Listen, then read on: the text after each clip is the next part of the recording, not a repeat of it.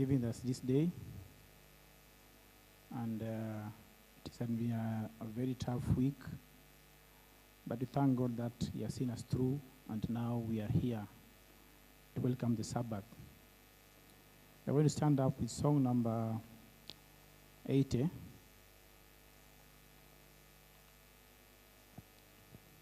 Song number 80.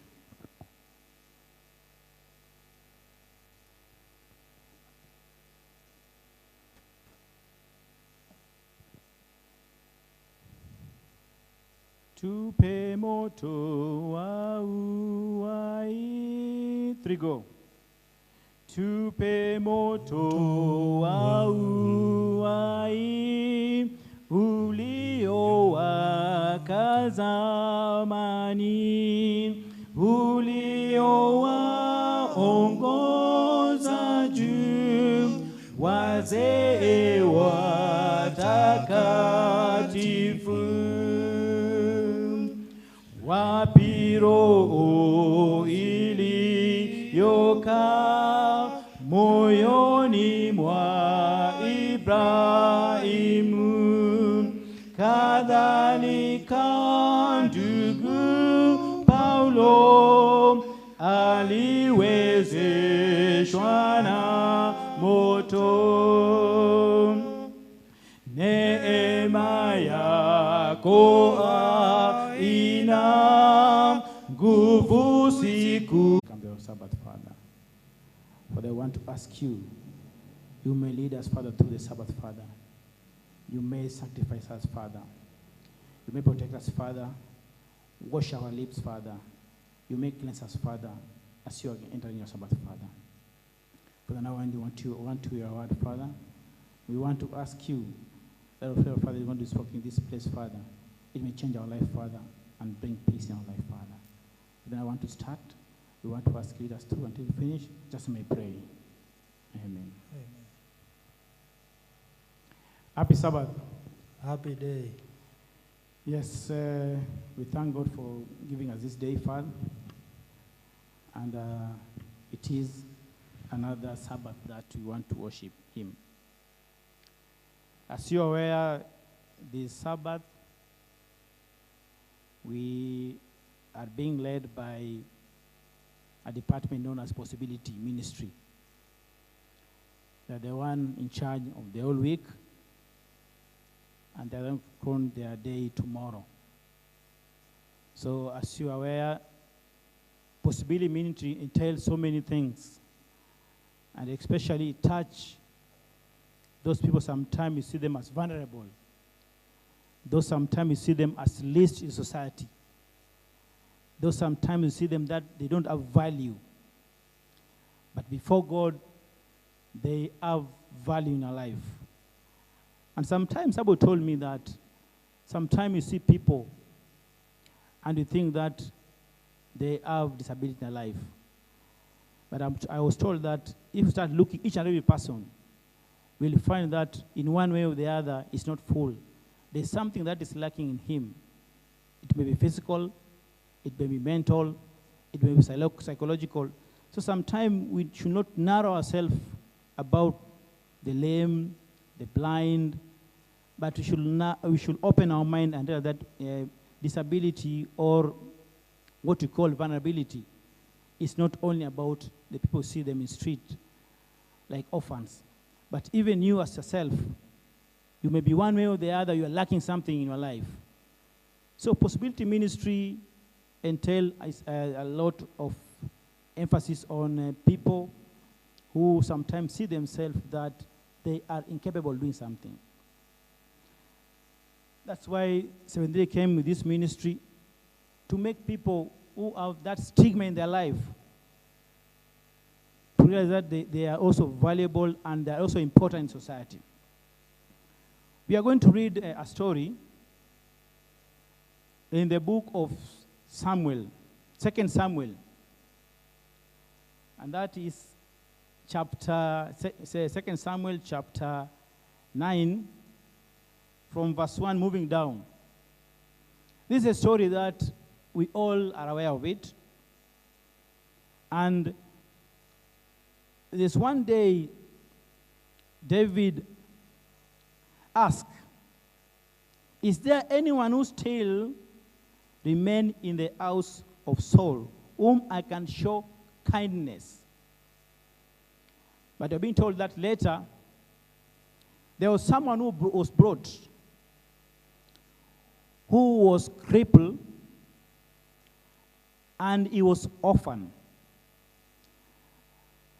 I'm aware that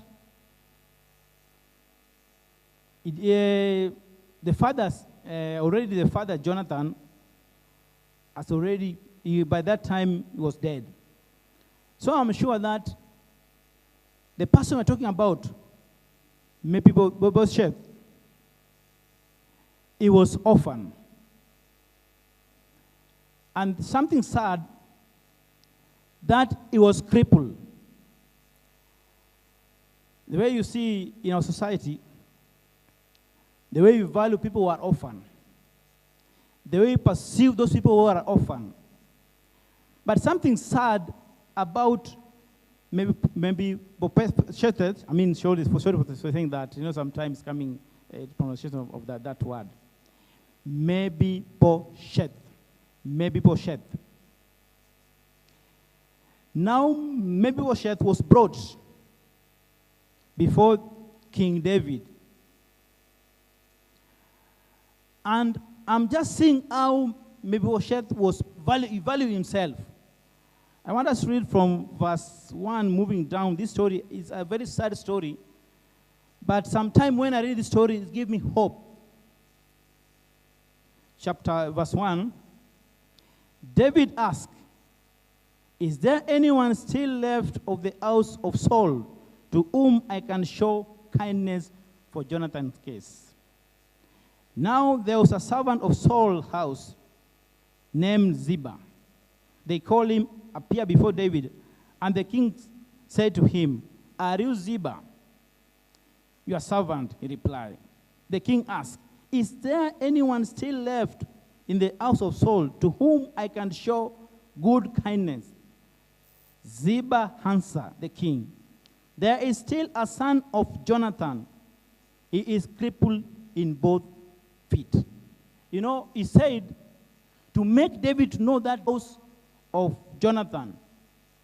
But he described this person that is crippled both feet. And then David said, "Where is he?" The king asked. Ziba answered, "He is still in the house of Machir, son of Ammiel, in the Lodebar." So David had him brought from Lodebar, from the house of Machir, son of Ammiel. David said that, "Where is this, the person that you are telling me that is crippled, both feet?" But Ziba is telling David that this person is staying in the house of Machir, the son of Ammiel.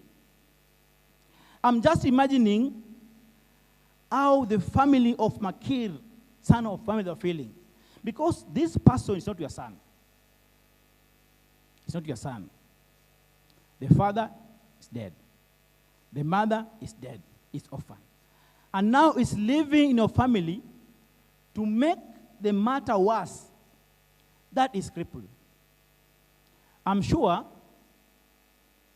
they were taking care of this person, because I'm sure we know somebody is crippled. He cannot walk. I'm sure maybe he was being taken to toilet. I'm sure that most of the things that were being done to him. I'm sure that maybe he was being lifted from one point to another.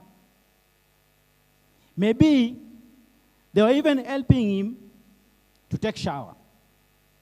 So I'm imagining the way Ziba is describing how the person who is crippled, the one son of Jonathan who has been left, and is saying that this person is crippled in both his feet. Let's move ahead. So David had to brought him from the house of Machir, son of Ammiel. When Mephibosheth, son of Jonathan, the son of Saul, came to David, he bowed down to pay him honor. He was brought before David. And I'm sure that he felt that it doesn't have any value. That's why the first thing he did, he bowed before David. And then I'm happy with how David started. David said, Mephibosheth, your servant replied, don't be afraid. David said to him, for I will surely show kindness for the sake of your father Jonathan. I will destroy all the land that belonged to your grandfather Saul, and you will always eat at my table. Mephibosheth bowed down and said, what is your servant that I should notice a dead dog like me? You know, he told David that what have you seen in me? I'm just like a dead dog. You know, he didn't see himself as somebody who's valued in life because already he was orphan.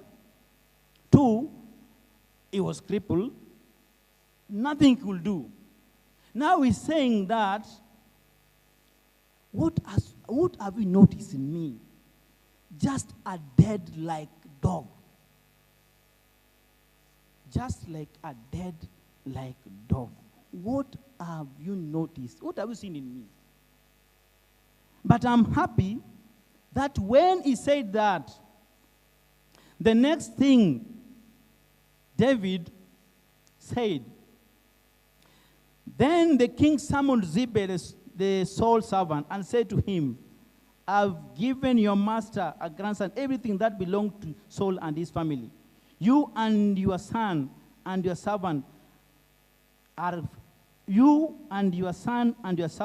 to farm for the land for him and bring to the crop so that your master grant may be provided for. And Mephibosheth, Mephibosheth will always eat at my table. And Ziba had 15 sons and 20 servants. David said that you, Ziba, you must take care of this young man. You must ensure that he must get everything. That you, with your son and your servant, must ensure that you provide everything to this young man. I want to jump so that we can move very fast. Verse 12. We said, maybe Mephibosheth had a son named Micah, and all members of Ziba's household were servants of Mephibosheth. And Mephibosheth lived in Jerusalem because he always ate at king's table, and he was crippled in both feet. That's the reason why this young man was living in Jerusalem was simply because he was eating at the table with the king. And we're being told that both are fit for cripple. I know sometime in our life, we may see ourselves as dead dogs. The way this young man felt, and he asked himself, what have you seen in me, a dead dog like me? Sometime in our life, we may see ourselves as dead dog-like. The way this man who was crippled, this man who was orphan, he saw himself as a dead-like dog. It's a very sad story. But sometimes we don't value ourselves. Sometimes we see ourselves as weak. Sometimes we value those people who we see them as vulnerable in society as very weak. But I'm happy that our God, who loves us, is still saying that enough is enough. You have suffered for so many years. But now I want you to eat with me at the table. That after that, this young man who was crippled, he had to live in Jerusalem. Simply because he was eating at the feet, at the table of the king. I don't know sometimes how much you value yourself. I don't know sometimes how much you've thought of yourself and feel that enough is enough. Now I don't have any value in my life. But God is telling us that here He is with us. God is telling us that however much you've suffered, the way this man had suffered. Number one, he was orphan. Two, he was crippled. Not only crippled one leg, he was crippled both feet. But I'm happy that David had to welcome him and told him that you must eat with me in the same table. And something that pleased me a lot, that he told Ziba that you must ensure that this man doesn't lack anything. That you must be the servant of him. You must ensure that everything he needs in his life, you must provide. Our God loves us so much. We may feel that you're very low. You may feel that you are least in society. In your family, you may feel that you don't have any value. But our God is a God who make relationship with those people who feel that they're very low. It is my humble request that let us bank our hope in Jesus Christ. Because He's the one who gives us strength. He's the one who walks with us. He's the one who leads us in everything that we need in our life. He's the one who cares for us. He's the one who gives us comfort. He's the one who gives us strength. That is none other than Jesus Christ. David stood with this young man who was crippled. This young man who felt that is dead dog. But he was told that no, you have to dinner with me in the same table. And I'm happy he lived in Jerusalem because he always dinner with David in the same table. And in entire life, he lived with David. So it's my request that let us value ourselves and we feel that we have value in whatever we are doing in this world. And may God bless you. Elder Koech, kindly come pray for us.